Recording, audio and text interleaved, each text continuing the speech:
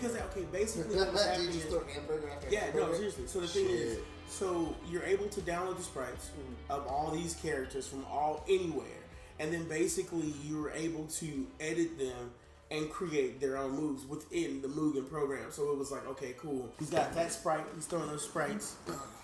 God, I can't believe, dude. I remember playing Sonic versus Ronald McDonald. That was sick. What? These are all the characters. Just anybody. That's insane. I mean, is there anything of gameplay? Like, yeah, I'm sure there's got to be. There's got to be some Mugen video.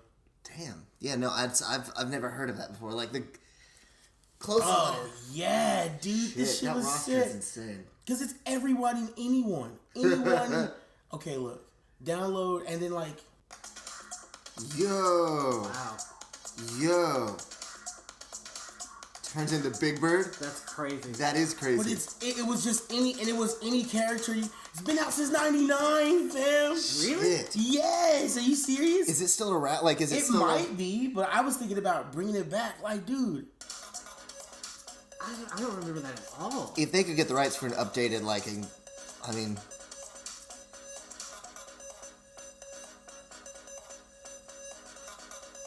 Yo, this shit was the game. It was like if you playing online, you playing with anybody. You're playing somebody. Like, Well, and I didn't have online access till like 2003, so that's probably a big reason why I never saw this. fucking Marvin the Martian. That's dope. The dog. Oh. Fucking Mickey Mouse. Yo, dude, you've blown my mind with this game. I'm not gonna This lie. is so like, old. yo, Mojo Jojo. Yeah, hello. No. Yeah, I'm gonna show you one. Hello, Mugen video game, Fat Albert, easy. I used to get clowned. It was like playing Juggernaut of the Hulk in Marvel vs. Capcom. It's like he's just coming fucking down. It's like, what do? You just get slammed. Popeye versus Fat Albert, that shit was sick. What? Oh, this is someone just playing that. Yeah, here you go. Yo.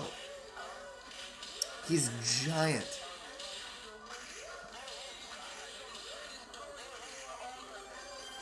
It's like fat and tall Albert.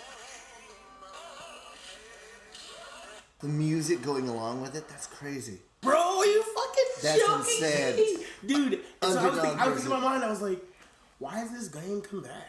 That would, I mean, because think about all the characters that are open now. Yeah, no, I mean, because as long as you are making the character, I mean, if you're piecing together the character, I mean, yeah, you're not pulling it directly from them, so it's. Well, and you get a company though like Disney that owns probably half of those rights already anyway. Like, then I mean, you're probably not far off from something like that. Yeah, like, I mean, that would be dope. Can you imagine pitching the idea and be like, "Yo, remember this thing that's been around? Open it up. How about we get somebody to actually throw a dedicated team of developers on there? Well, and specifically for this, and leave it open." With the resurgence of in like the last 5 or 6 years of like 2D fighting games, like pushing, like I think that would be, I mean, a good selling now. Like, I mean, 6 years ago, people would have been like, 2D fighting game? I don't know. Maybe like that does like, but I don't know. I feel like 2D fighting games never leave. Honestly, it's so ingrained in the society. It's like, yo, it just doesn't matter what it looks like. I mean, I could go 2D, old school pixels, whatever, or I can go 2D, new school, still 2D. I mean, you're still gonna play Street Fighter 5. Which is still technically a side scroll. I appreciate the side scroller like fighter game for what it is, and that like I mean that's where fighters started. Right. I will say I have been like I felt like there's been a bit of a drought in the last couple years of a good like 3D like fighter game, like a new Soul Calibur coming out. Okay, right, like new Soul Calibur's coming out. I myself love the sidestep in a fighter game. Oh yeah, like, shout out to Raphael. Yeah, I do right. I do miss that. I'm offensive. Yeah. Like I do miss that. Like I appreciate that we've gotten with the 2D fighter, like they've gotten very smooth. Yeah, very smooth.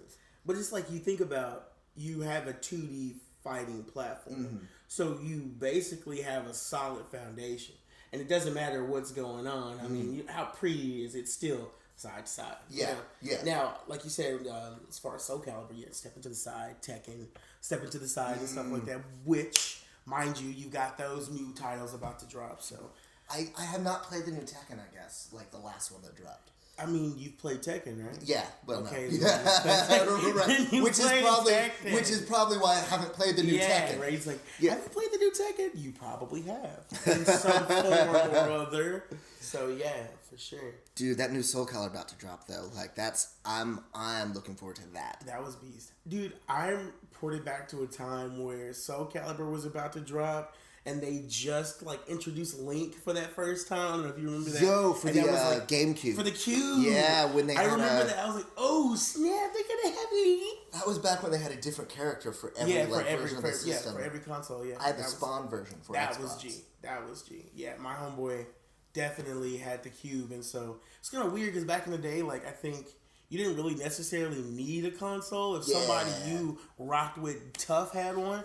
You needed someone in your friend group to have a someone console. Needs to have this so I can have this, you know?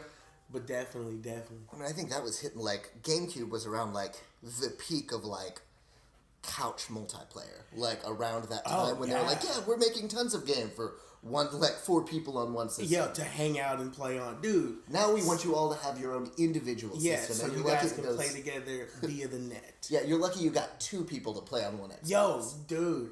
And like, I was thinking, this is just the nerd inside of me. I was like, what would it be like to take an old console like the 64 and give it online properties? Yo. Like, think about you've got a 64. And now I'm going to play Mario Kart in a whole lobby of other people playing Mario Kart on the 64. You know what I'm saying? I feel like that wouldn't even cost that much to go backwards to push that because, since retro is hot. I wonder if you could just set up an emulator that ran on your, that ran on the next, I guess the Switch is the newest console, right? Like, I don't know. I assume there's an emulator that can run on the Switch. It should be powerful enough. It's a computer. And it holds online play. So, I feel like instead of a whole new... Like, they could totally just release that. Then you gotta think about it. Also, Nintendo is not really the online type. If you really... you don't really see Nintendo online presence, a lot. Like, I'm playing via this or I'm playing via that. But it's never like, yo, I'm in the Nintendo lobby getting yelled at by a 13-year-old. You know what I'm saying? Waiting for this game to load. You know what I'm saying? Well, I think part of the issue there is like with the Switch, and maybe there's because I haven't played my Switch at this point in like 4 months, right? It's been sitting there. Yeah, no, just quietly on its own. I think part of that is like they tried breaking into some of the online game, but from the online games that I played with like a friend of mine, there wasn't like an in-game chat set up within the game. Okay. You had to use from what I heard, you had to use like a third party within the system, setting it up, and I meant at that point I might as well just call my friend on the phone and leave it on speaker. Yeah, right, dude, we're playing. And I think they get that figured out, they might be able to move more that way. But do you think they even want to move that way? No. I just say, I was like, dude, they had the chance to go online way back. Hell, you could have pulled that with the Wii U. You were already doing it with the Me. This is my Me community. Is it really, fam? Not necessarily. I feel like though Nintendo has been trying to do their own thing, as far as separate themselves from other consoles for a very long time. They have, even with Breath of the Wild, right? They've never really pushed the realism in their game. Yeah. There's always been this cartoony light aspect to it that the other game, the other systems may have a game here or there, but that's not the tone of their system. So while that has been one thing that has kept me kind of away from some Nintendo stuff, because I prefer a little more realism in some of my games, I appreciate that that's what they stick to and dedicate themselves. I get that. I take that. The question then becomes, how long can you really hang out in that niche? Granted... Especially as graphics increase, and get better. Definitely. Because, you think about, we grew up Nintendo heavy, so it's that's just a go-to. That's just a part of the crew. But then you think about other generations in there who are growing up, and they're like, okay, yeah, I got a Switch, that's cool too, but I'm on my PS4. Yeah. Or I'm playing the shit out of this Xbox One. Because, obviously you got the connectability. I'm online, I'm doing this and this. Now, I would personally pick up a Switch, which I haven't done yet, but the only reason I would pick up a Switch right now would be, I'm probably going to get a lot of shit for this, Bayonetta. That's my shit. Okay. Yo. Okay. I like people, and it's so funny because I played Bayonetta when it first came out. I think it was on P2, right? Mm-hmm. Yeah. And it was just, it was a game my homeboy's daughter had. And they were like, oh, you got you a girly game, because like whatever. And so she's like, I don't want to play it.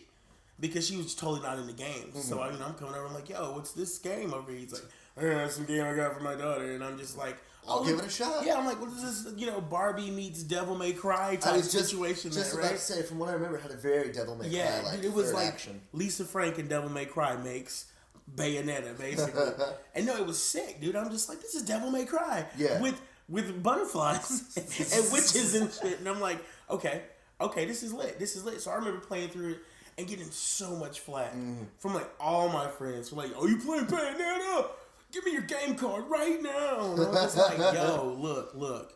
Something about Homegirl's whole suit being made of hair. She's really glamorous, you know what I'm saying? But she got heels made of guns. You know what I'm saying? There's no real physics in it. But I want to keep playing. I wanted. So it was that. And then I was really upset because I was like, man, you guys, even back in the day, like we're talking about all the way to the 90s, it's like, it's the same situation where it's like, it's about money. And I understand that. But it's like, why wouldn't you cross-platform? Why wouldn't you make... Because at one point in time, I remember all the systems had that game. It's like, okay, here's the game. This game is going to be for this system, this system, and this system. Here's Halo. Yeah. Here's... whatever. Here's James Bond. Here's this. Here's so-and-so and such and such. And it's like, okay, cool. But now it's more, okay, this is specifically for this console. Which makes it hard because I'm like, am I really going to pay that much money for a game? Yeah, right. Yeah. Basically, for a full console to play 2 games. Don't get me wrong. Breath of the Wild is breathtaking. No, 100%. Right? Yeah, take my breath away. Okay, cool. That's fine. Well, but I'm like, that's what sold me on the Switch, right? Like, a friend of mine came in town, had the Switch, played a little Breath of the Wild, and I was like, okay, this blends that like a slightly more realistic feel in gaming, to like, and while still having this cartoony like energy, almost trippy appearance, like with everything going on. Like it is visually beautiful. Shout out to the Wind Waker. Yeah, which felt like an entire acid trip the whole time. It's like, what's real? He's like, I want to play some music for you, Fred. Got this little cartoon running around. Yeah. Right? He's like, now in the middle of this battle, hold up. I need you to hit that octave. Ready? And I was just like, what? So yeah, I totally get that. But like I said, it goes back to the idea. It's like, okay, yes, Zelda is Zelda. I'm going to ride for Zelda until they put the tag on my toe. Granted. But it's like, am I going to pay 400 bones to play Zelda?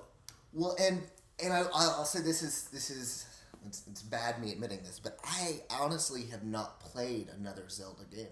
Like, what? Ever? Yeah. No, like I played a little bit of I want to say like Ocarina of Time on the like with the on like 64 or no Game Boy Advance version. Right. Well, was that Swords? Was that 4 Swords then? Did you play the actual Ocarina on? I think it was an Ocarina of Time, but like I know it. I had to deal with time travel, and it was I played it on the. If that was time travel, then you're looking at Majora's Mask. Majora's Mask. Yeah, because that's when you were like slowing time down. Yo, one of my I didn't even beat it, man. I feel bad saying that, right? But for everyone listening, he didn't say that. It wasn't you. It didn't happen. It was him. It wasn't y'all. I'm just taking that place of someone who hasn't played it, right? Like, we need their opinion. Fine. But I've definitely played them all. Disclaimer: I have played the game. I have played and beaten all the Zeldas, so just throw it out there. But yeah, no, totally. But that's the. Even with all of that energy, like it's not that Nintendo doesn't have an awesome system. It's just I personally, as a gamer who works in games and lives and I just can't justify at the very moment to get a Switch. Now, Bayonetta, you've got Zelda. Okay, cool. Smash is coming up. Yeah. Now, here we go. Yeah. Now you got 3 titles here. I'm like, I'm interested in. I could possibly buy the game, a system now, because I'm like, okay, I can play these games. Because currently, PS4 wise, I'm playing God of War, I'm playing Fortnite, and I'm playing Destiny 2. Dude, God of War is so good. God of War is. So yeah, let's get into God of War. Actually, now that we can table the Nintendo, trust me, Nintendo's gonna be there. We're gonna come back and dap you up and finish this meal. But how do you feel about God of War? Dude, God of War is a beautiful game, and it has been a while since I thought something honestly deserved. I mean, a 10 out of 10. Like, you're gonna give it a 10? Yeah. Like, I'll take that. I'll give it a 9.5 to 10 because, is anything ever perfect? Not really, but it's about as close to perfect, like, that you get. I feel like... Ocarina of Time is a 10 out of 10. I wish I knew. I mean, just side note, I remember getting all teary getting up to the end. I was like, no, Zelda. I was like, yo, but yeah, it's pretty sick. So, God of War. No, God of War. So, you want to say possibly 10 out of 10? Yeah, I want to say, like, it's one of the few games that, like, I think is definitely, there's a conversation for it. Okay. I think, and, maybe I just haven't seen it or paid that much attention, but it is bringing back, like, it's melding an older style of third-person action game that I felt like that's a little more hack and slash in comparison to, like, a lot of the third-person Assassin's Creed-esque that has, like a parry option and has a jump back, and, like, this is... So they've added a much more hack and slash third person player like the older games were, similar to kind of like the old Devil May Cry's. Yeah. Like not as much juggling as those, but like with a good chunk of story and some new, I don't know, just new game mechanics that keeps that kind of gameplay fresh. Definitely. Like that I don't think anything else has done in a while. Definitely I get on that. I'm going to have to back that up because playing some of the older God of Wars, you still get that energy. And so that's what I was really hoping for. It was the ability to have the gratuitous amounts of violence and cutscenes, but still being able to press circle in between that and still get that going and stuff. And I think, personally, the addition of his kid... Yeah. Dude, so let's talk about that. Humanizes him in an incredible amount. He's human. Yeah. And for the moment, you're like, wait, this is the same dude that killed Zeus, right? Yeah. It's the same dude who was, like, mercilessly taking people's, like, ribs out and stabbing them in the throat with him. And it's like, boy. You know? Right? But son. You know? And I was like, wait, you're somebody's dad? Go in the direction of deer. Yeah, right? That when he said that, I lost my shit. I was like, yeah. Yeah, dude, he's like, but that's what Kratos would be. Kratos is my dad. There's no smiling boy. Yes, sir. You know what I'm saying? Understood. Dad, I brought you something to eat. Are you smiling? No, I'm not.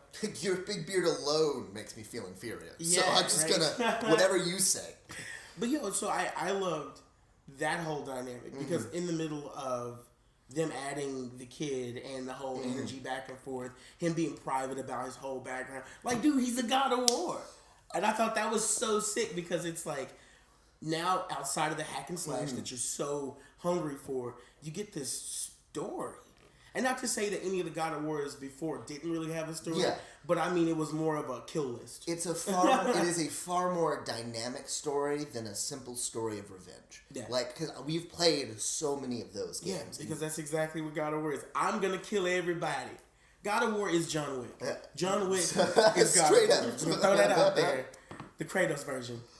I think too they did story-wise a great job of developing the kid's character. And without talking too much about, any spoilers or whatnot, Kratos is holding that information back from him initially. Like that he is also a god. Yeah, you are my son. And at the point that he starts learning it, you see his demeanor and like who the kid is start changing in almost in a negative, like, and you start to understand why Kratos was hesitant to tell him like that he is what he is. Yeah, because that knowledge clearly changes your perspective. Definitely. Like, and I love that.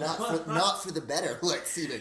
Yeah. Well, it sucks because thus is power, but that's another topic. But yeah, dude, I love the way that the character development is real. And it's not just kind of forced on you like, oh, here you go and these are happening. It's like you can see this child, longing for his dad's dad's not around. Where you been, Dad? I've been killing other people's timelines, like I'm here now. And so I like how they have these caveats of him asking. He's like, well, the kid says stuff like, when you were gone, or what were you doing when, it was just me and Mom, you weren't here. And then you're thinking like, holy shit, this entire time, you got a kid, you got a family over killing folks, and you ain't taking your son to the baseball game? He doesn't know who you are. Yeah, right? And then I like how everyone, no spoilers, how everyone kind of hints to Kratos, like, say, fam, if you don't talk to your little man, there's going to be problems. It's going to be an issue later. Yeah, and they're like, you're not his dad, I'm his dad. All right, cool, Kratos. This is why you let everyone know and don't let everyone find out in a diss track. Yeah. Shout out to Pusha T. What? You know what I'm saying? Hitting Drake with that investigative journalism. Oh, my God. Boom. almost as bad as your boy Thanos Mayweather, putting more hands on everybody, serving more hands than Lord Vishnu into the whole MCU, right?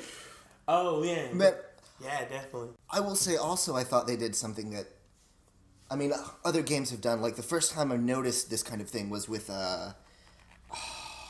Last of Us, right? Ooh, they added a ton of just extra VO dialogue, like as you're doing whatever with with the climbing him on the back. I love that. Are you on the boat with this severed head talking to him the whole time if you're on the boat, and then ending the story and be like, you know what, we'll pick up next time we're on the boat. Exactly. Or like, tell me a story. Like, just the development between the characters is rich. Well, and it keeps those menial tasks from seeming too tedious as you're going along. Definitely. Like, I'm climbing a rock. Let me talk about something deep. And you're like, oh, snap. I haven't heard this before, but I've seen me climb rock before. Yeah, right? So let me climb this rock and get this fresh story. Dad, tell me another story. Yo, side note, Kratos telling stories is hilarious as shit. Like, I love the humor to it, because it's like, dude, this is a guy who literally like ripped Hades open. Yeah. And here he is on a boat trying to like sue this kid with stories. He's like, Dad, tell me a story. He's like, there was a battle. And it was over because I won. End of story. And he's like, and the kid's like, you don't tell many stories, do you? You know, so no, but I killed tons of people. Yeah, all the time. Yo, and even going back to when you're saying the kids starting to realize, light spoiler, they're way early. He, as Kratos does, moves something in the game, because Kratos always moves things as puzzles adhere to. But larger than himself. Yeah, always larger than himself. And then he, the kid Atreus, for his name for anybody else, he goes, Dad, that's not heavy? And he's like, I manage. And and immediately you stop and think, hey, here's this kid who hasn't seen his pops at all. And now your dad comes back, and your dad's a warrior or whatever. But then you see your dad move a house. Yeah. Like literally pick something up that's the size of a house. And Dad's not even struggling. So yeah, you dang on right. I got questions, Father. Yeah, no, like straight up questions. That would have happened at that point in the game. At that point, who are you? Yeah, so I'm not traveling with you any further until you explain to me how you can do those things. Yes, right. We're together, right? That means I can do those things. So yeah, that whole dynamic, which I think kind of transcends the game itself, because, like you said, it's things you're used to. But now you have the story on top of it. And it's almost just like, I'm glad you brought up Tilu, because it feels like that. Like you're playing a story. Yeah. As opposed to playing a game. And then that makes it so much easier to fall into. Gives it a very cinematic feel as you're going through the whole thing. Definitely. Like, no. I think another piece to it, I think they do with having Kratos and the kid, like, and having them both so featured. It gives people, adults playing the game can I guess connect a little bit more with what it is the father character's going through. Yeah. Kids who haven't played any of the other games that are just picking this up for the first time, like, can appreciate or have a little more connection to the youth of the younger character. Yeah, definitely. I think by having the dual characters, you open yourself up to more people connecting with the game. Yeah, easier. With the game easier, because like you said, if you haven't played it, kind of come in, you're like, who's this guy? He's like, oh, he's got this kid. And then the amazing idea that, hey, let's open up a whole skill tree for Homeboy, the kid, which I think is amazing, because every game with good customization to your gameplay as far as your combat is always a plus in my book, because, every game style is different. So, I mean, just to be able to super customize him, like you can customize Kratos, and just going into that detail, it really marries that whole idea together. Because they could have just given him, like, another weapon that was a distance weapon of some sort, Yeah, and that was like, and here you go. But creating a whole character for it was far better. I mean, straight bow, and then it's like, okay, let me unlock all these moves. And then, like, even in unlocking the moves for the child, like Atreus, you can even see him becoming a better combatant altogether. And so it's like, yeah, you're paying for these moves, yeah, you're paying for this, but to be in the middle of two giant dudes with an axe, and Atreus rolls under somebody and pops two dudes in the face, and you're like, I paid for that move, but then you're also like, that's my son, you know what I'm saying? That's my boy. Now take his head off, you know what I'm saying? Like, Daddy taught you. So that was like that altogether. It's really nice. So I definitely can get on giving it a 9.5. Like 9.5. I get that 10 doesn't really exist. There's always an issue with every game somewhere. I mean, the only 10s I can think of are like way back in the day, man. Like Majora's Mask. All day. That gets a 10 out of 10 every time, bro. Because I mean, sorry. Like, no, man. I appreciate it. Though, me and 64, bro. We got a love thing going. I'm just like, look. See, back in that time, I was a PlayStation kid. Like, so that's a big part of that. For me, I feel that way about the first Metal Gear. Nice. Like Metal Gear Solid. I guess it's not the first Metal Gear, but Metal Gear Solid, the first one. Yeah, when you hit a PS and you're like, ooh, yeah, I'm finna get in this box. Solid, right? You know what I'm saying? I as a kid did not get enough of that. Just running around in a little box, like that's G. Confusing soldiers. Like, it's so simple and has really nothing to do with what you're trying to get accomplished most of the time, but it was a blast. Yeah, it was awesome. Yo, shout out to the beef back in the day.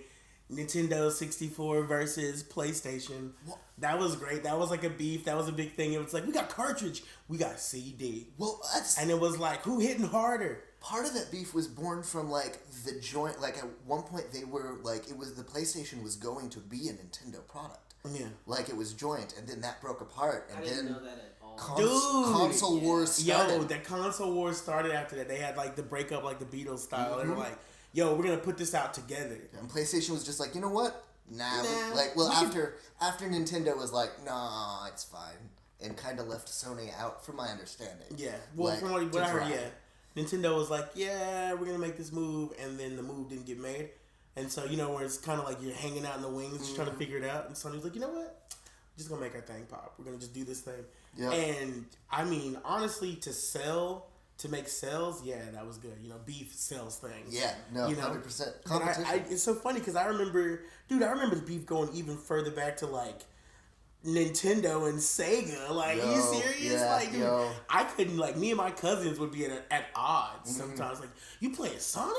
Nah, fam, I'm over playing this Mega Man X. You know what's going on? You know what I'm saying? So I will say in that generation, like in my very younger years, we had the Super Nintendo. In between. So like in that aspect, I was a Nintendo kid in those generations of like games or whatnot. All the way up into the 64 and the PS, which I think like the switch happened for me between them because I was like, okay, cool. I've always done Nintendo up into the PS, and then it was like I don't know. Remember, this is old school. I'm an old nerd. Yes, I'm still alive. Ha ha. Anyway, you're still beating time. Yeah, right. How can I not die? So you still gaining perks, right? Look, think about Pizza Hut. They did this promo back in the day, and it was like that's when Tony Hawk Pro Skater was first on disc, and it was like the first time that it hit PS. And so you had Tony Hawk Pro Skater on this disc, and then you had Tony Hawk Pro Skater on cartridge for 64. And at that moment in time, I had a friend who had the PS, and he had the PlayStation Pizza Hut disc or whatever. I don't know if it's Pizza Hut downloads. I'm thinking it's Pizza Hut. And they were like, yo, he had all the games, playing all this stuff. And I'm just like, yo, this is sick. And at that very moment, I think the split happened because I was like, oh, Tony Hawk, this and this and this. I went home, and then my mom's like, yo, I got you Ocarina of Time. And I was like, oh, what's this? Pop this in. Oh! Yeah, and that was it because it was like, yeah, I want to go play Tony Hawk, but we have it on the 64. Cool. Well, I'm going to go get that while I'm still chugging down the Zelda game. So I think Zelda was the reason I never went fully into PS until now. I got a PS4, I'm going to say about 3 years ago. Barely. Because the first Grand Theft Auto 5. Yeah. I remember my homeboy had it on Xbox, and we played it. I mean, it was sick. Yeah. Shout out to Grand Theft Auto 5, which I still think is like the best title out of the GTA series. Like, in my opinion, because I think that's the one that I got in deepest, and I was like, this is amazing.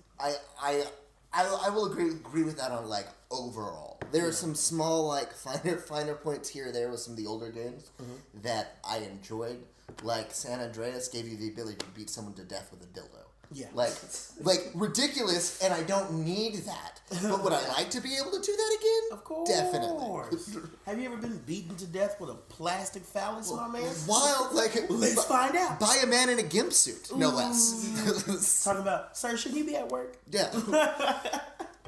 And they brought, like, with this one, too, they brought some of that stuff back, like parachutes and some other stuff. But there's, I don't know, like, some of the old, like, cheats that you could do for the other one. They've definitely limited, like, what the cheats are these days. I haven't really seen, at least with the console, right? Yeah, I haven't seen, like, a flying car. I mean, you can mods, Which basically I feel like is the new gen of cheats. Because now, why even cheat when I can just go into the console? I can just command the console.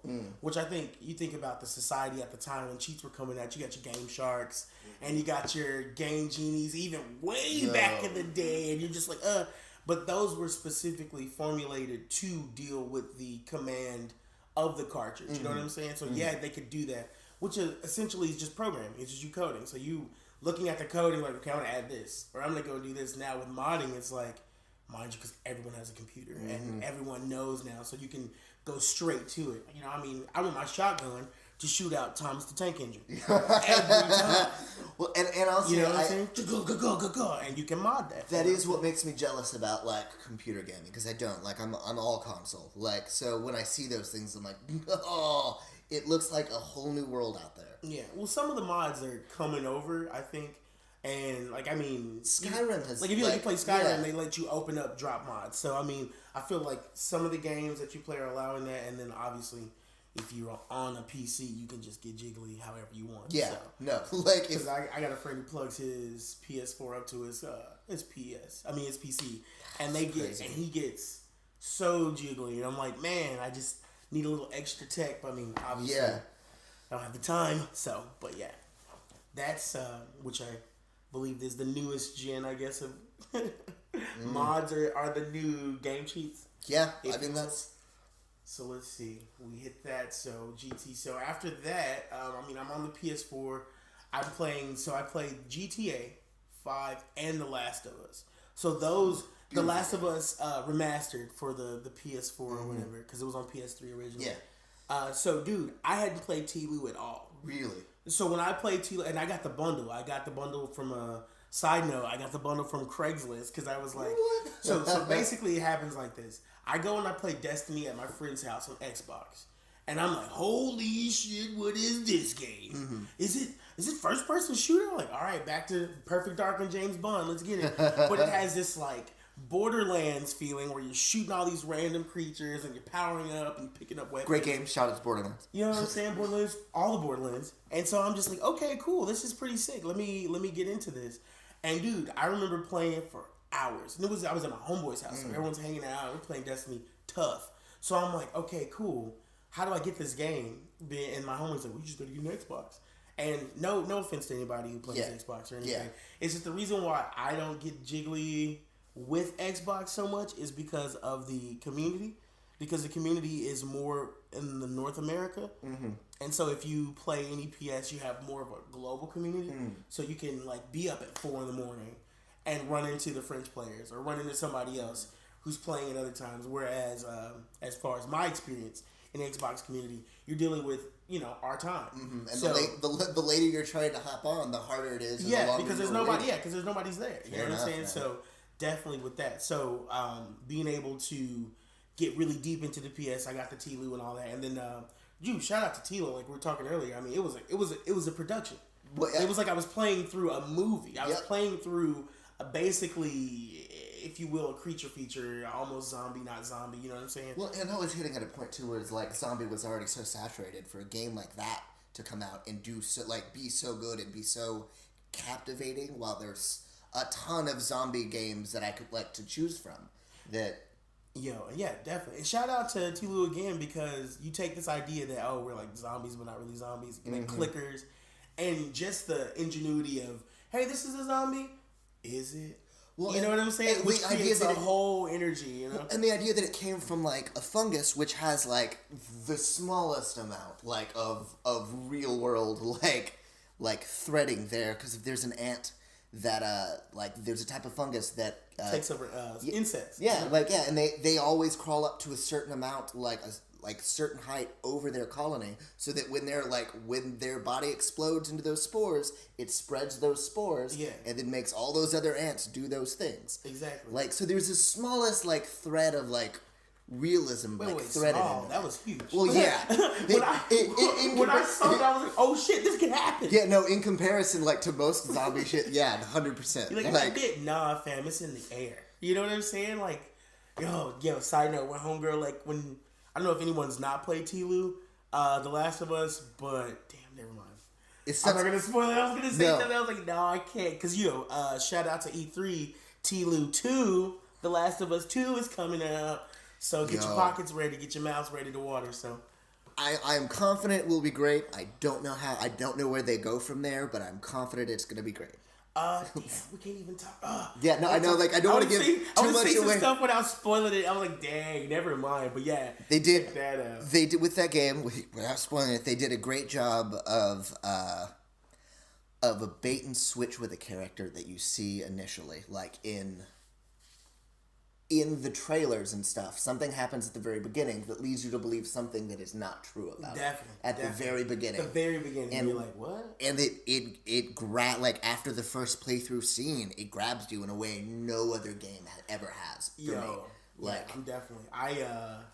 Because I wasn't expecting it. Dude, at all. Like, okay, we'll give you light spoiler. You start the game. Yeah. And you're playing a character that you don't even know you're going to play.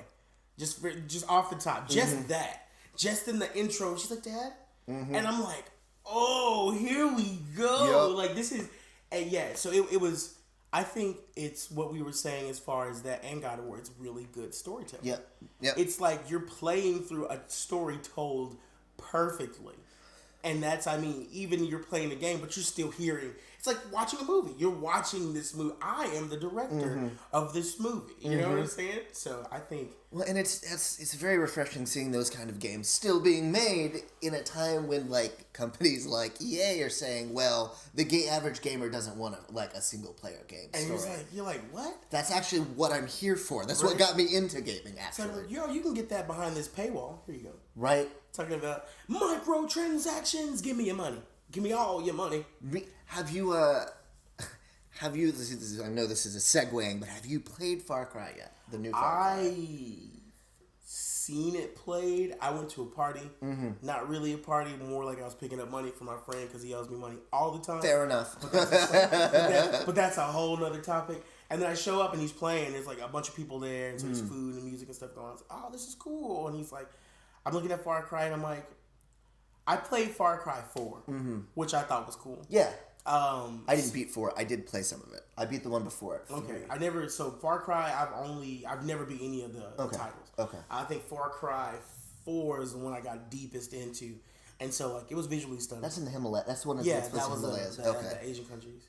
They visually always know. Yeah, it was really pretty. So when I saw him playing Far Cry 5, I got the same energy. Like, it's pretty. Mm-hmm. But, I think personally, after playing a bunch of Bethesda games and Skyrim and Fallout and stuff like that, it's like I wasn't necessarily excited to play Far Cry because I felt like I've played it before, if that makes any sense. You know what I'm saying?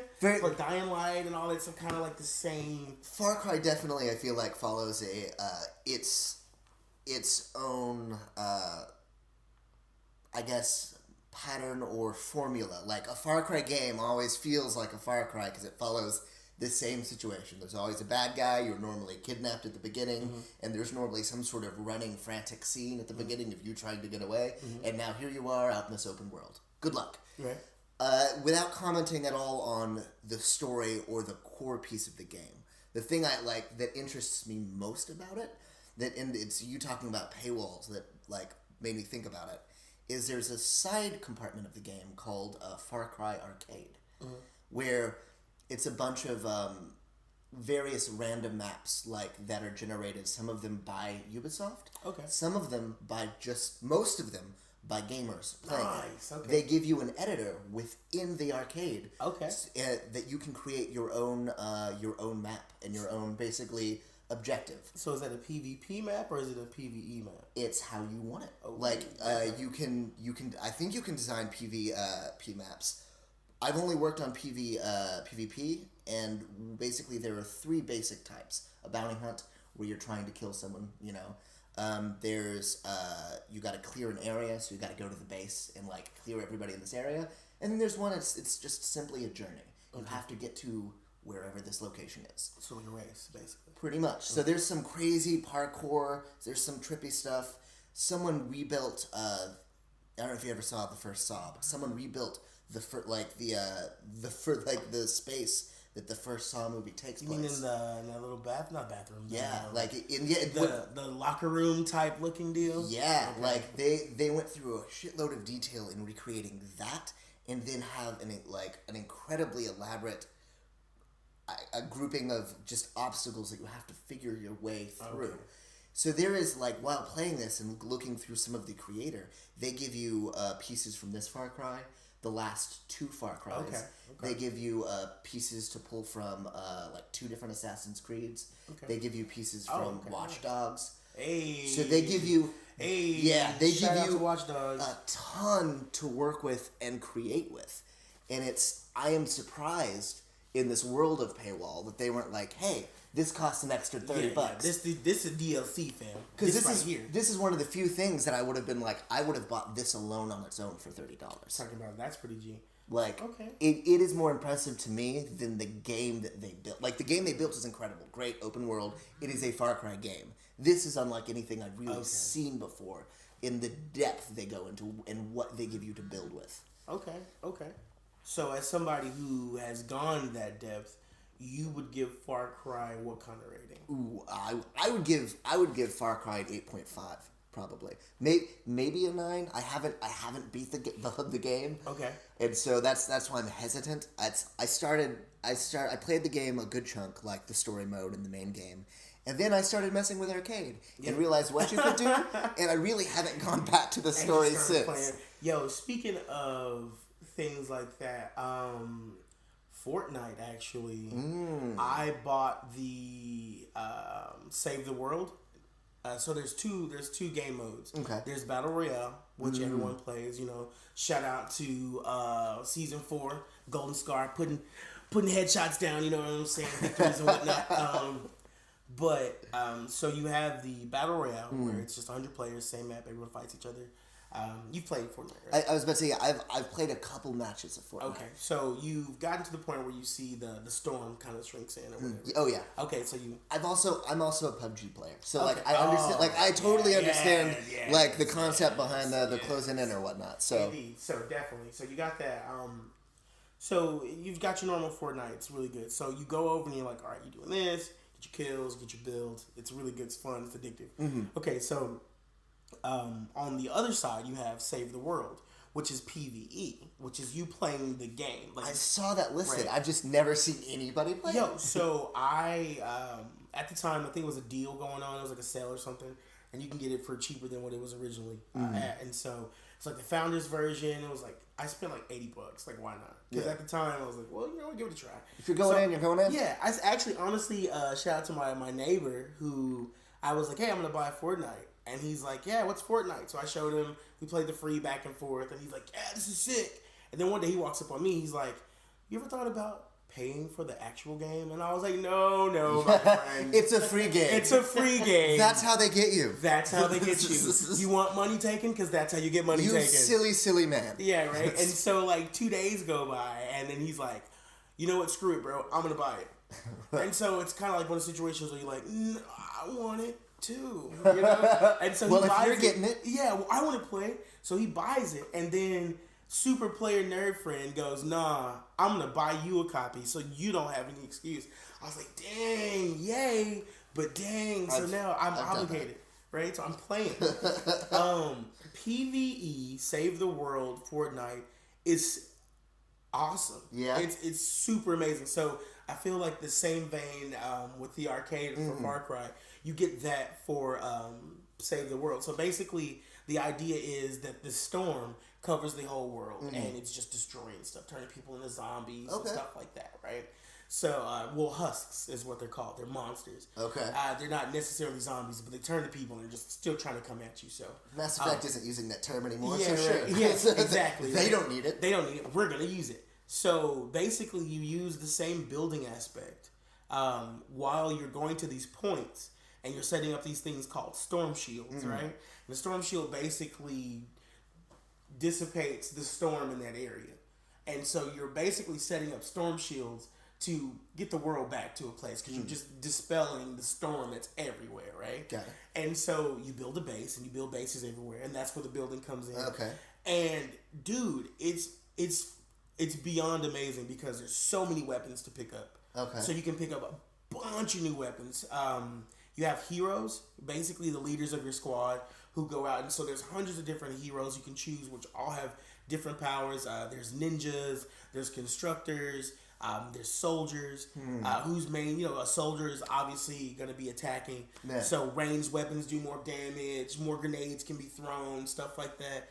Ninjas, basically, you're going to have double jump, fast movements. They're going to have melee weapons that do more damage and stuff. So where you see this kind of like almost minute idea of the battling system and doing this on Battle Royale, that is just fully expounded upon. Flushed out. I mean, fully. So, I mean, even to the point where you use your hoverboard to get around. Like, dude, it's literally like two different games. It's like, oh, I see where this is coming from. And then you go and you play Save the World. You're like, dude. How many cooperative can you get online? You can play with 4 people. Okay. And so basically, any mission you're on, you can send out for help. Or if somebody wants to just join in your mission to help, they can. That's dope. And so it's nice that they make it that easy. Yeah, definitely. Because I remember playing what was the game that sucked? That shouldn't suck, but sucked so much, and I'm gonna get in trouble if I say it. Because I have some friends who play it. Come on, Brain. God, you're wearing a suit. You're running around. You're flying around. Come on, Brain. Warframe. There it is. Warframe. Oh my God. Okay, shout out to anybody playing Warframe still. I heard that the upgrades are really good. And the new download patches have made it a lot better. But back when I first played Warframe, played like two rounds of that. Oh my it was God, another free to play. Yeah, and it was I was like, no, it was too saturated. I couldn't do anything on my own, and people were literally dropping into my mission and finishing it. And then I wouldn't get a chance to run around or do anything. But mission over. Yeah. And I was like, no Warframe. I'm not learning at all in this game. At all, like none. But the same way you felt in Far Cry 5 on the arcade, you just got lost in it. So I honestly stopped playing Battle Royale. Now I have to check that out. Yeah, you really do. Like it's what you would want from PUBG. Like a PUBG, it's like, okay, we're gonna play this thing, but you would want the same way you have with the arcade editor. It's to build something and maybe even play the AI. And that's what you get in Fortnite Save the World. So if you haven't, to anyone who has not, it's like $40. I mean, pay for it. It's cool because... you sold me, man. Yeah, I'll get it. Yo, it's it. Like, so I've been playing a shit ton of that. Like, super duper. And so it's funny because somebody asked me last night, they were like, dude, you don't even play Battle Royale. I don't even see you playing Battle Royale. And I was like, I'm playing it right now. And he's like, no, you're not. I'm like, you're right. I will say I am not. That sounds more interesting to me than the Battle Royale of Fortnite. I played a couple rounds of the Battle Royale, and I played it, mind you, coming off of PUBG. And there were a couple things about it. There were a couple things about it that initially put me off. This is a kid game. This is for kids. Well, it's there is the level of, in the same way we talked about Nintendo earlier. The animation. Yeah, it is a far cartoonier version of a Battle Royale. I can appreciate that, and I totally get that.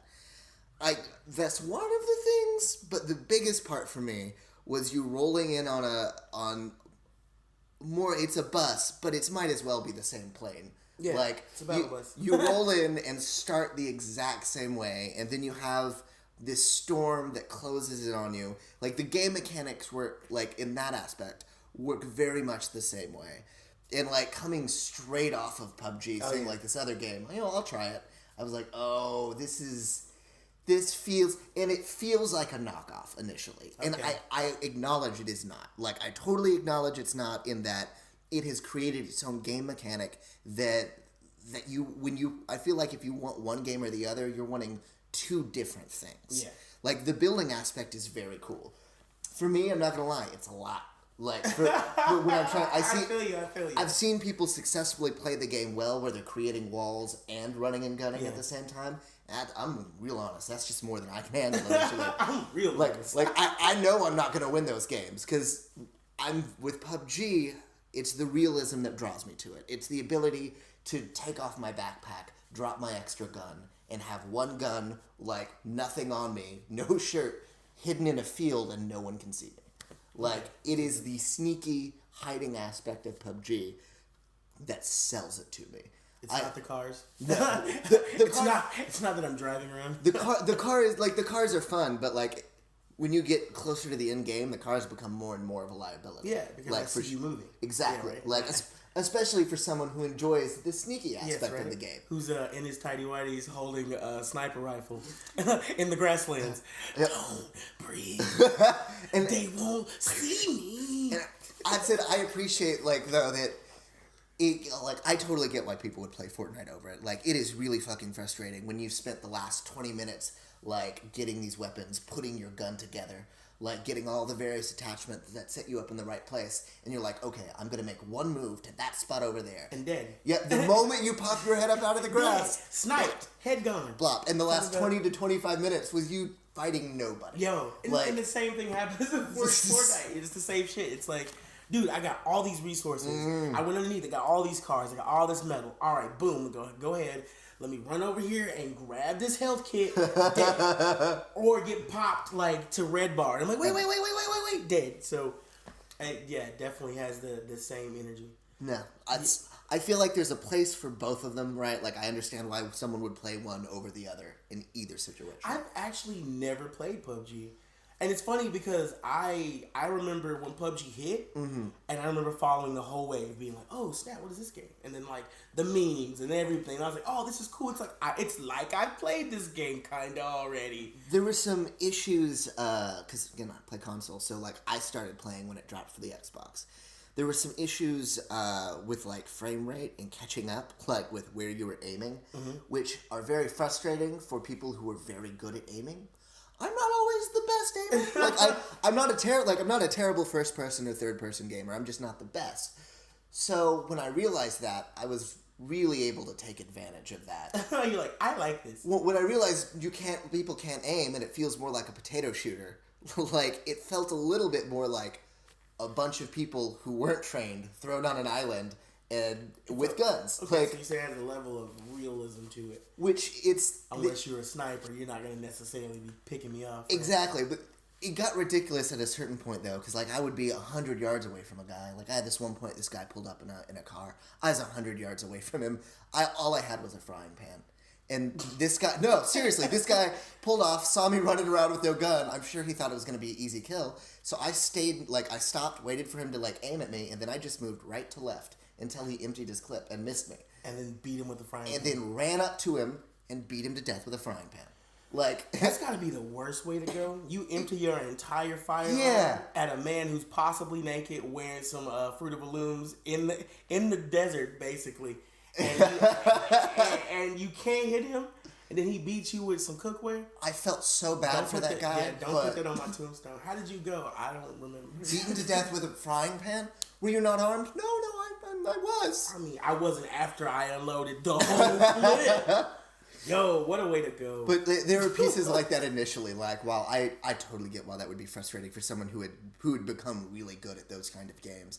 It was really satisfying for someone who wasn't really good at those kind of games. See, and I think that's a part of the game. I think that's a part of the mixture, because it's like, I played several matches on Fortnite where I'm like I said, get all the resources.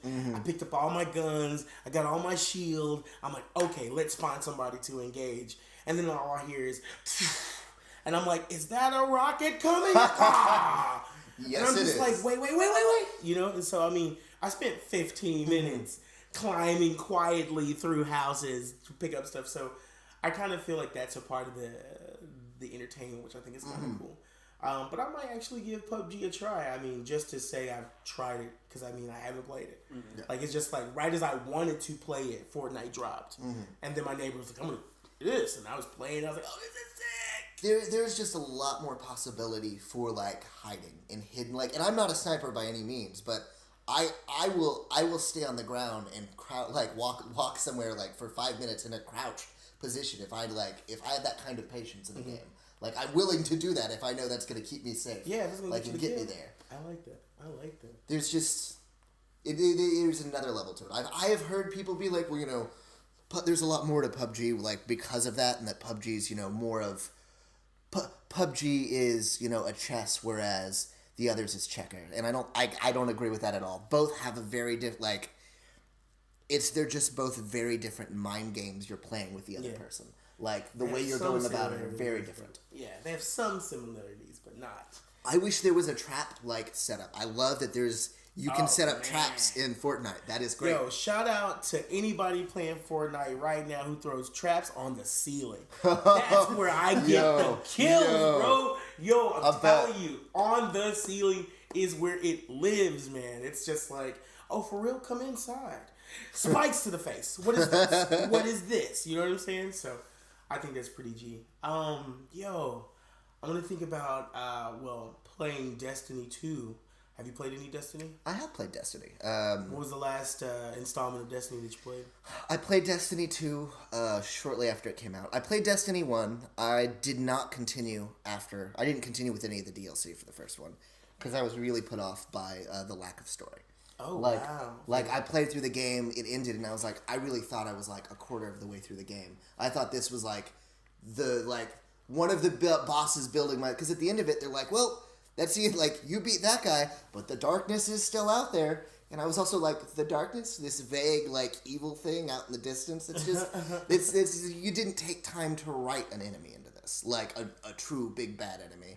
And, like, I've heard that they dealt with that with the DLC. Like, the DLC was really well done and that it was a little more story-driven than the rest of the game. But at that point, I wasn't willing to throw more money into it. Dude, no, I feel you. Like, and that's... the gameplay was great. I can't say enough about the gameplay. It was smooth. Some of the best first-person shooting, like, I've played. Yeah, so. Definitely. No, unlike you, I totally got hooked, though. Like, fair enough. I drank the Kool-Aid, like, all of it. I was like, can I have some more? And, like, I came back, so... I have several friends who are deep and, like, who continue to play it. Like, I still played, so I just... so the DLC that just dropped was for Mars, which was the Warmind. And so you say you stopped playing D1? No, you played up to D2. Yeah, I've played. I played the first bit of the first one, so I beat the initial story of the first one, and then I've got a couple worlds into 2. Like, okay. Really, I got that because my mom wanted to play it and needed someone to play with it. Nice. My mom is a huge gamer. Nice. Yeah, she's a huge gamer. Yeah, didn't expect that to hear that on the show, right? Yeah, no. So my mom plays better games than your mom? No. Proven. She's 67 and plays a ton of online games. Nice. Like, that's fun. Like... That's gonna keep your mom alive for years, dude. Are you serious? She plays a ton of Neverwinter. I'm not a big Neverwinter fan, but shout out to anything Forgotten Realms or Dungeons and Dragons. My mom loves that stuff, right? But yeah, so I enjoyed the gameplay of Destiny 2. No, Destiny 2 was smooth. Destiny, honestly, the relationship that I have with Destiny is deep. I got it in right as I believe the Dark Below DLC was dropping because they have Vault of Glass. And just vanilla Destiny, Vault of Glass, and then you have the Dark Below, which was the Hive raid, and then the Vault of Glass, which was the Vex raid. And so going through that and just playing that game, that was the first game outside of PC games that I was into a community. Okay. Because in PC, I was into the PC community, so I would talk, chat, headphones, back and forth. So. Once PS4 hit, I was on the PS4, hit the Destiny, it was the first time that I got back into a community.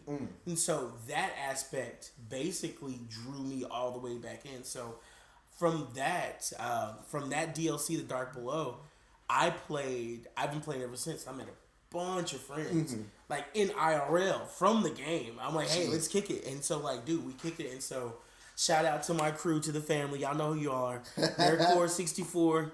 Letting you know to the family out there. Southside Dregs, hold it down. I will caveat, like, with what I've been saying about it, in that I had not played an MMO before, really. Okay. So there were aspects of it that were very MMO that me never having played one kind of put me off. You're like, eh. Like, the leveling at a certain point, because it felt, initially, I took it as more of a... I mean, it was first-person shooter, but like I thought it was a little more story-driven or more of like a RPG-esque. Mm-hmm. I realize now that it was definitely more MMO, in that like at a certain point you have to start gaining items to start gaining level. Yeah, you're picking up stuff. And I've never enjoyed. Like I'm like I like being able to play for an hour and a half and know I gained XP. I don't like being able to play for an hour and a half and not got many good items, so that hour and a half I didn't really gain anything. So the grind. Yeah, like I need to know I'm gaining something for the grind. Yeah, the grind is real.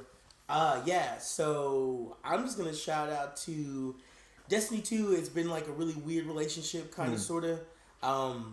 It's been amazing, and then in the amazingness, the DLCs drop, and towards the end, right before D2. D1 basically becomes this culmination of all these things you wanted.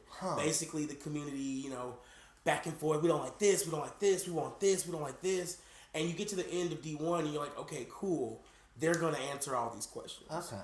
D2 comes and it doesn't answer those questions. Okay. You get something beautiful. You get, to a degree, the story is perpetuated, but it's like Bungie and Activision went backwards. Because what happens is a lot of the mechanics in D1 that you're used to, random rolls on your guns, strike-specific loot, things like those, they get replaced in D2 with this more generic kind of collect tokens now to get this to happen. And all the guns have the same role. You can choose different stuff, but all the guns and you can't choose different trees of your abilities. Because back in D1, you can mix and match. Well, I'm going to have more of this and less of this and less of this.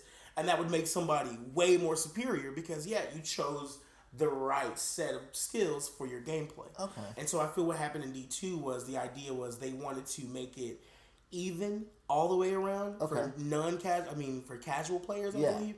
And it created this weird rift where you got something awesome, but it wasn't better than the thing you left. You see what I'm saying? It was just different. It was different. Similar, but different. Yeah, and you're expecting it to build on each other. And so what's happened, honestly, in my experience as gaming with Destiny up until this very moment, is them basically giving us the stuff we wanted in D1 back in D2, which is an upgrade, but is it when you're expecting y'all already had this? And so now you're getting stories and lore from stuff that they were telling you back in D1, like the darkness and everything. And the DLCs consistently address that. But now we're here where the fan base has dwindled down. Yeah. And the new DLCs, the Curse of Osiris that dropped and the Warmind, the one before that, Curse of Osiris, wasn't really, it was good, but it was short. And it was more like, I don't want to say spitting in the face of the fan base, but it's like, dude, we've been telling you what we wanted. We've been here for years. What's up? And so that is where D2 is now. It's still an awesome game. Still have all these things, but now you have this. That's a shame because I heard such good things about the DLC from the first one. The D1 DLCs were bomb. I mean, all the way up into Taken King, which was the shit to me personally. You know what I'm saying? Taken King was great. I had people telling me it changed the game for them. Like as far as Taken worth King it. Definitely, because I feel like it married everything. And so the stuff you were looking for, the stuff they finally got it right. So you're expecting that to happen in D2. And like I said, I still play, but it's just it's like they went backwards and then started adding the same things you already liked. Okay. And so it's like, I'm expecting you to do more than that, but you're not. So right now, I own it. I'm going to give the second one another. You should give it a try. I mean, and as the newest DLC is going to drop, the Forsaken is going to drop in September. So you definitely got some time for the summer to hang out and turn that up and check that out. But yeah, man, that's where I'm at right now. Somebody my fire team has been down since the Fist of Crota. So, you know what I'm saying? Let's be real, you know what I'm saying? Letting the glimmer drip to the end of my Siva piece, you know what I'm saying? Glimmer game, you know what I'm saying? But I digress. But yeah, I mean, at this point now, I am waiting to I can't say I'm not gonna pay because I've been paying this entire time. No, right. And I'm like, yo, how much is it? I'm like, oh, fine, just take it. So I'm really hoping, my money. right? So I'm really hoping that in September we have the Taken King-esque that you kind of had in D1 happen for D2. Finally marrying everything together, because with these updates that they're doing, they're getting closer back to it. And so you wanted those random rolls. You wanted those, oh, that's broken. Okay, it's broken. Well, anything is broken if you mix it with these things. Yeah. So anything can be broken, and it's not like, oh, well, this one thing is this, and we're the balances. No. I want to be able to go back to, I have more grenades than this guy because I chose to have more grenades. I feel like in some of those situations, as long as it's not, there's only one way to break it. Like, if there are multiple styles that are broken, then it evens, everything out. And I think what they were doing for a minute was really trying to stop that. And instead of allowing that to be natural, okay, this breaks it. Okay, cool, that breaks it too, and this breaks it too. It creates a feel of specialization, like, in that kind of a game. So, I enjoy that. So, yeah, that's where we are right now with Destiny. Heck yeah. Just, like a relationship that's been good, but then you had, like, a rocky time, but you still love her. You know, if you keep fucking around, we might break up, but then she comes to school wearing those shoes you like. And you're like, I love you, right? And so here we are. Sitting at the Olive Garden pretending not to be mad at each other. Sweetheart, I'll give this another date. Another date. Just in case. Indeed. So I guess our last thing, let's throw a movie out there. What's the best movies you've seen? Just throw me one. Dude, let's just throw out most recently. I most recently saw Deadpool. Okay, me as well. Okay. Okay. So I'm gonna give Deadpool 2 easy 9.5. I could even mess around and give it a 10. Now, I could give it a 10 in the Deadpool world because it blew number 1 out of the water. Really? Personally. Do you feel that way? I feel that number 1 was more of an establishment of this in this. 2 was, yo, I am me and this is who I am. And so I felt 2 was way more, I thought 2 was funnier. It was way more in your face.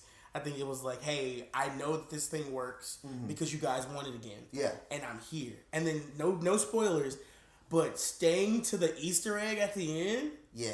That was hilarious. Yo, take a moment. Multiple. That was hilarious. And then take a moment and think.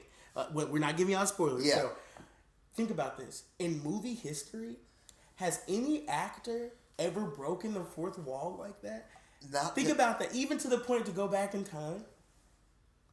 Off the top of my head, not in the same way, and not cross studios. Exactly, right. It was one thing to make fun of a Fox studio thing; it's another to step outside of Fox. Yo, I'm completely, which is weird because Deadpool as a character breaks the fourth wall, which technically makes him a real person in our lives, right? Because if you're breaking this wall, then you're aware of me and I'm aware of you, even though you're not real, but you're written to be real. So if this is the thing, and you're breaking this wall, then you're real to a degree. Which that's Deadpool does that in the comics. I love that. There's a comic, Deadpool Kills Marvel. There's been I think there's a second one now. I only read the first one without giving anything of the main story away. It's pretty much exactly what it says it is. There's a scene at the end where he literally is outside of the comic books going after creators. Yeah. And it's great. Exactly. He is known for stepping out. I did not like it as much as the first one. Explain. For me, I part of it is just simply Deadpool 1 was so what it was that I didn't know 100% going into the first one if it would be as good as we wanted it to. Oh. It totally was. Oh, it totally was. I had a couple questions about 2. I would still put 2 at I'd put the first one at 9.5. I'd put the second one at probably a 9. Okay. They're close, but I questioned the mutant collar working on Deadpool at all. Yeah. Because he himself is, and I guess maybe within their mutant movie world, they're saying he's been pushed to a point that he is a mutant. But from my understanding, Deadpool wasn't a mutant in a traditional sense. I mean, to the degree of being almost like Wolverine. I mean, you've seen Wolverine have his powers subdued to a degree. Well, and it's just still have his powers. Wolverine is a natural made mutant, whereas Deadpool was a science experiment. Well, wasn't Wolverine a science experiment? Wait a minute, Wolverine was a science experiment in that, like, they grafted adamantium to him, but... His healing factor was always there. His healing factor was there. His claws were always there. Yeah, the bone claws. He just didn't remember for a very long period of time. Nice. That was a small piece. I think Juggernaut should have stood straight up. I think they should have removed his helmet, and and Professor X somewhere else stopped him. They acknowledged that that's how it happened. You don't have to show me Professor X. But I don't believe that, like... He's stopping with being electrocuted up the ass. He's the unstoppable Juggernaut. He should have risen right out of that water. Like, but I mean, I get that though. Like, they have to create boundaries for that kind of a character within a movie. Like, watch the movie again. Watch the movie again. Well, you do. I will say you do at the very like you see him start to step at at the end. Like I'm like you can't. I'm just like give him a smidge. I'm just like in that moment. He like when they're all standing there and the water's bubbling. He should have just risen right back out. You can't give him the full shot. You gotta play. You know what I'm saying? We're not gonna make out just first. You know what I'm saying? Let's talk about that dress you're wearing. Oh, it's a nice dress. It's great. How was your day today? You know what I'm saying? You're just not going for the kill here. They also did something at the end, and this is to the positive aspect, like what we were talking about earlier, without giving much away. That it's possible everything that he did, we don't know how much it affected the world they're going to continue. Exactly. They gave themselves the right to just Etch-a-Sketch everything they've done up to that. So I want to shout out to Ryan Reynolds for being so vigilant, because I think and Deadpool being Deadpool. Honestly, because it was because of him pushing hard. He's like, yo, I want this, I want this, I want this. I'll take a pay cut. I'll pay my own money. He stayed vigilant, and what it's done, and which I think is amazing, because Deadpool himself is a fourth wall breaker, and so basically Ryan Reynolds is Deadpool, and you have Deadpool in IRL, basically, creating this movie, which, think about it, allows for a pipeline from Sony to get all of their stuff back into Marvel. Yeah. Take a moment and think about that. I don't know if Ryan, and I really believe or that Fox. Ryan, excuse me. Fox. Fox. Yeah, no. I totally got what you're saying. Because, I mean, think about it. What he's set up in those movies is the ability for any Fox or Sony situation that has those 100%. to come through. 100%. And so now you're thinking, wow, how are they gonna? And I just feel like it's such a smart move. Like, I feel like this was super calculated. Does his time travel somehow give him the ability to tie into? I doubt it, but it could give him the ability to tie in with Avengers 4. The fact that he's even in that movie was able to interact with the X-Men. So just opening that allows everything else to happen, which I thought was the smartest thing ever. Well, and lastly, to give it credit, without it, we wouldn't have got the fantastic movie that Logan was. Without Deadpool being what it was, we would not have gotten the rated R, the R rating for Logan that it needed to make it the movie it was. Because Wolverine Origins, without getting into that, garbage, terrible. Dude, you talking about one of my favorite characters, and it was just nothing. It's the worst thing you could do to that character. Yo, it was the worst. And then that whole scene with Deadpool in that movie, that was the way he was like. Well, it was you horrible. take a character whose nickname is the Merc with the mouth, and then you don't give him a mouth, and you cover his mouth. Yeah, it's like, no. Welcome to Burger King. Can I take your order? Yeah, you guys got Whoppers? No, we don't. Anyway, and you're like, we do not. This is not what we do. What? Shut this place down. But definitely, so I have questions for you next time we get together about what makes a great superhero movie, and what your idea of I won't ask you now. I've got those questions for you later. But Deadpool though, it's for me the difference between the first one and the second one. How good I like them is end of the day negligible. They're great movies, both of them. It banged. No, definitely. I definitely think that Deadpool 2 not only exceeded expectations, but it also became the vehicle to open up the universe. I think they're literally going to use Deadpool as the bridge to bring everything out, and he's a perfect bridge. It would be great, and that is feasible. And I'm like, you know what? It would be a smooth transition. You would crank out, because he was like, "There's not going to be any more Deadpool movies," and he's like, "What?" And you're thinking, "What? Oh, but look at all this other stuff that we have." Yeah. Now, you see what I'm saying? Just in that one scene of showing the X-Men, boom, you open the door to everything, to literally everything. So it was It was a great movie. If you haven't seen it, go see it. If you've seen it, see it again. If you've already seen it again, get it on bootleg and give it to some friends who haven't seen it. Look up some Easter eggs because from some great stuff that they pull from. Exactly. Character of Zeitgeist. There's a character named Black Tom. Yo, it's so funny with Black Tom, very much, dude. which is he's straight out of the comics. Exactly. Like straight. It's you guys gotta watch this movie. The movie is great. Oh my goodness. Dude, this was great. Yeah, it's great energy and stuff. Got the room full of nerd smells. Smells like candy and wonder. It feels a little warm in here because you can feel the systems heating up the room. Right? Yeah. My blood is warm.